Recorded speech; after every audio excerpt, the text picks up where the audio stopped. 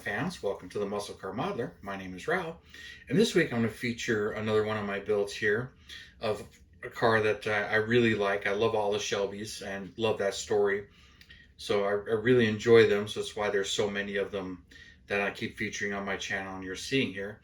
But this one is a 68 GT500KR convertible.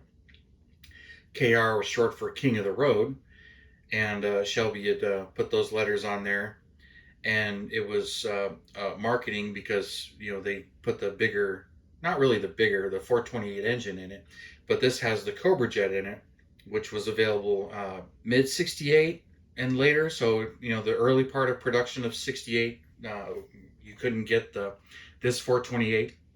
You can get the older 428 with a police interceptor, but it was a single quad motor because Ford had taken over production and Shelby was not quite as involved in the 68s. So there was a lot of changes. All the production actually moved to Michigan for the Shelbys, and Ford had really taken over production. And one of the biggest things that happened was the fiberglass was subcontracted out to A.O. Smith in Michigan. And that's one of the reasons I understand that they moved the production of the Shelbys to the Michigan facility instead of Shelby doing them in-house. With the 67s, you increased the fiberglass. And there was a lot of issues. So if you really study the 67s, there was a lot of changes, 2 or 3 different changes in the tail panel, the trunk, the hood. And they were having all kinds of problems with them. But some of that kind of stemmed from the fiberglass being fitted from a body that was given to Shelby by Ford that was a crash test vehicle, and they didn't realize it, so the body was twisted. So there were some fiberglass fitting issues because the prototype they had used had those, wasn't perfectly production square, and there were some problems there. But even these cars back then, production tolerances were kind of loose, but there was a lot of issues with the Shelbys and the fiberglass and the quality control. And a lot of this stuff is fixed during restorations. So when you see unrestored Shelbys, there's a lot of gaps and fitting and warpage in the trunk, which is cool to see. I kind of like that kind of stuff to see that, because that's how they were truly built, versus when they're restored, those things are fixed during restoration. Ford had taken over and A.O. Smith had taken over. So the 68s have completely different fiberglass, different styling in the front end, but all of that was redesigned by Ford. Shelby really wasn't involved in the 68s as much. They were becoming more Ford-based, more luxurious. Performance was, pretty much on par with the top dog Mach 1, other than having the extra Shelby looks and stuff. So, they had the Mach 1 really didn't come out until 69, but, for this, the 68 GT with the 428 is pretty much the same car drivetrain wise, but it was much rarer than the actual Shelby version because these were the top dog. So when I decided I was gonna build one of these, and I'd seen that a resin conversion was available. This is an older build here. I built it first, I think in 2004.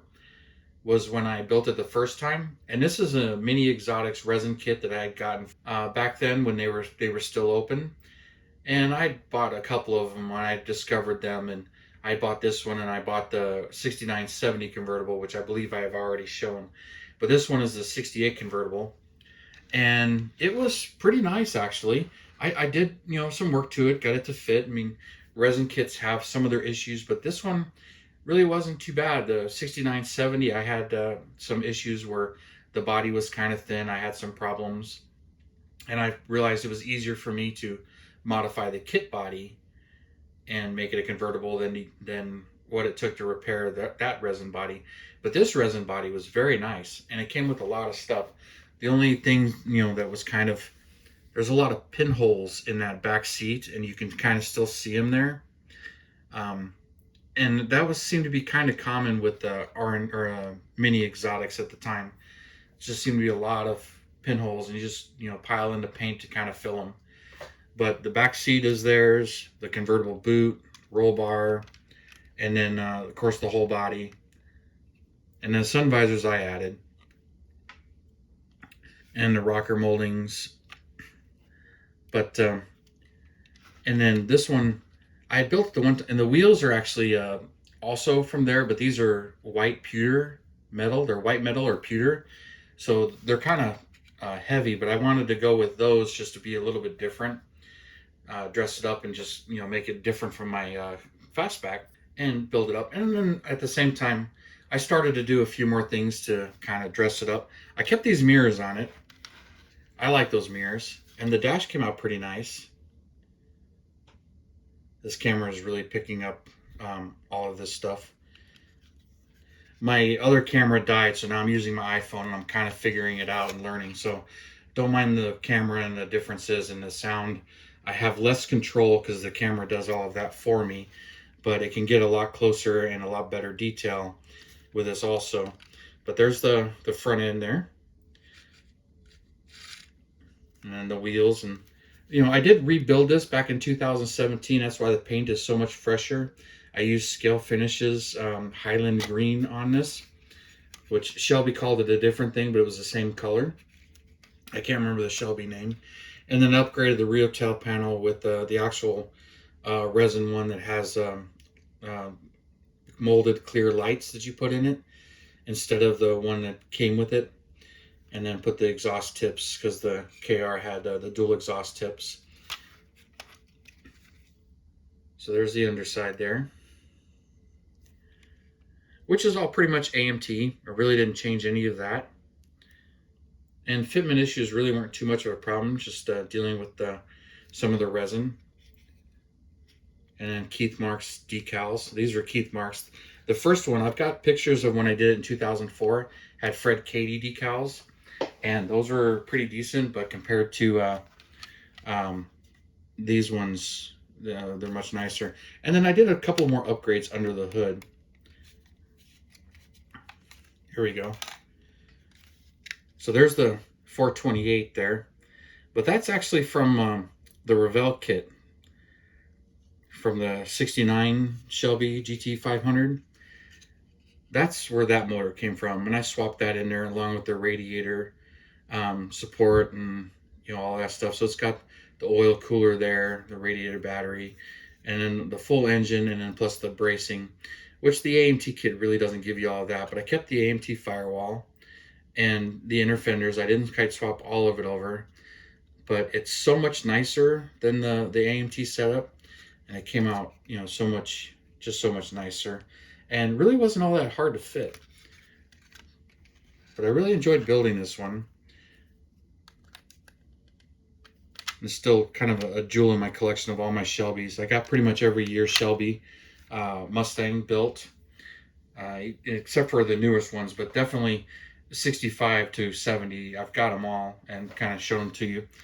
But I have to say, there's a resin conversion kit from Historic Racing Miniatures. Harold did one of a 68 convertible. Now his is technically a GT350, but it's really no different, but he gives you a small block to put in there. And I have that kit as well.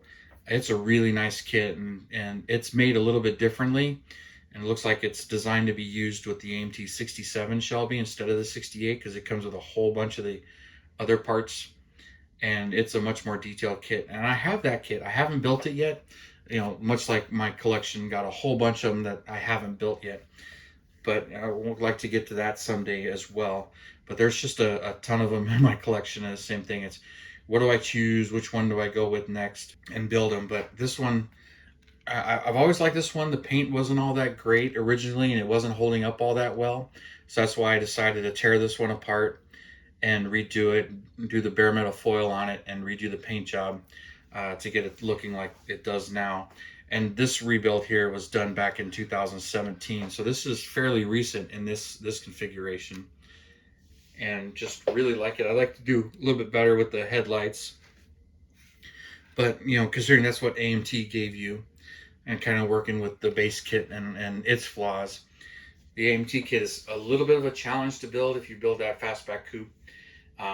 But it can come out nice if you take your time and you fit everything. And the same kind of holds true with this one. Take my time, fit everything, get everything mocked up and fitted, and it comes out nice. But that can be said with any model kit. if you take your time and carefully do it. Although it gets a little discouraging when you spend that much time doing all of that stuff. So I figured this week I would show you this one, see what you thought of it, pull up another Ford out of my collection, and another Shelby, because most of them are Shelby's or Thunderbirds, and the occasional other Ford product. But I figured I would show this one to you, see what you thought of it. So I'd love to see your comments, and hit that like button and subscribe. Really appreciate that. That really helps with the YouTube algorithms and all of that. And you guys, you have a wonderful weekend, and I will see you next Saturday.